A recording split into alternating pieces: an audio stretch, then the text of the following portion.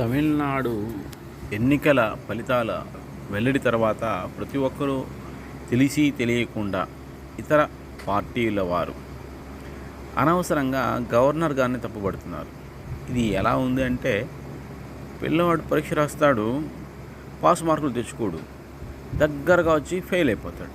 దానికి ఉపాధ్యాయుని తిట్టడం, లేదంటే పాస్ చేయమని చెప్పి ప్రభుత్వాన్ని డిమాండ్ చేయడం. ఇది ఎటువంటి అజ్ఞానం అంటే, రొట్టె లేదా పాకం పక్వానికి రాకుండానే పక్వానికి వచ్చి దించేయడం తినేదానికి ఉపయోగపడుతుంది. అది ఉపయోగపడదు కదా. అదేవిధంగా పరిపాలనలో పరిపూర్ణమైన అధికారం కావలసిన సంఖ్య లేనప్పుడు ఏ ఒక్క పని కూడా ప్రభుత్వంలో సక్రమంగా జరగదు. అనుక్షణం భయంగా ఉంటుంది. ఎప్పుడు కూలిపోతుందో ప్రభుత్వం తెలియదు. ఇటువంటి స్థితి నెలకొని ఉంటుంది. అలా కాకుండా స్థిరమైన గవర్నమెంటు, సక్రమమైన పరిపాలన ప్రజలకి ఇవ్వాలి అంటే ఖచ్చితంగా వారి యొక్క బల సంఖ్యను చూపించాల్సి ఉంటుంది. బల నిరూపణ జరిగేది సాధారణ విషయం. మనకు విశ్వాసం లేనప్పుడు గవర్నర్ గారు ఏ విధంగా దానిని అనుమతించి తప్పులు చేస్తారు చెప్పండి. ఈయన విజయ్ గారు వస్తారు, 6 నెలల సమయం ఉంటుంది. ఆయన ఫెయిల్ అయ్యారు అనుకోండి, నెక్స్ట్ ఛాన్స్ ఎవరికి వస్తుందండి? ఏఐడిఎంకే లేదా డిఎంకేకి వస్తుంది. అప్పుడు పరిస్థితి ఏంటండి? రాజకీయాలు 24 గంటలు కొట్టుకోవడం, తిట్టుకోవడం, పార్టీలు చేల్చడం, వ్యవస్థలను నాశనం చేయడం, ఇదే కదా. అంటే అరాచకాలకి అవకాశం ఇవ్వడమే కదా అవుతుంది. అటువంటి పరిస్థితి రాకూడదని బాధ్యతాయుతంగా గవర్నర్ పనిచేస్తుంటే ఆయన్ని విమర్శించడం, ఆయన్ని దొబ్బిపడవడం, ఇది వీరి యొక్క అజ్ఞానం. ఒక్క సెకండ్ ఆలోచన చేయండి. ఈయన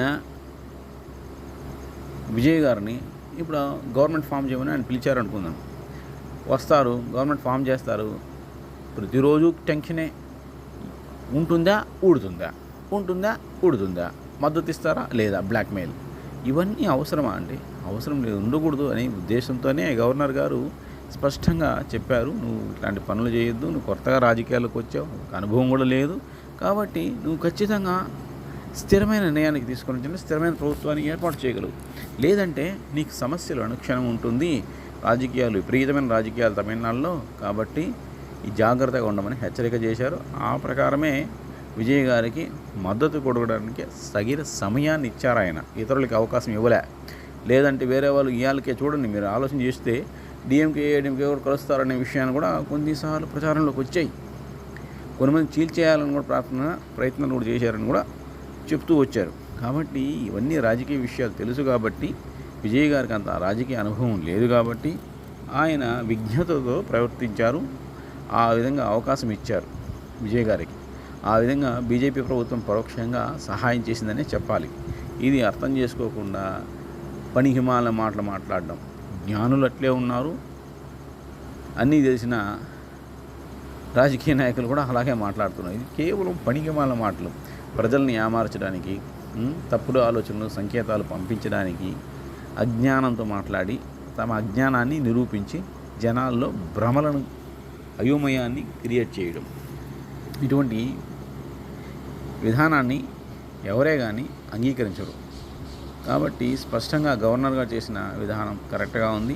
అందువల్ల ఈరోజు విజయ్ గారు పరిపూర్ణంగా అధికారానికి కావాల్సిన సంఖ్యను తెచ్చుకున్నారు. ఇంకా ప్రభుత్వానికి డోకా లేదు. 5 సంవత్సరాలు కొనసాగే అవకాశం ఉంది.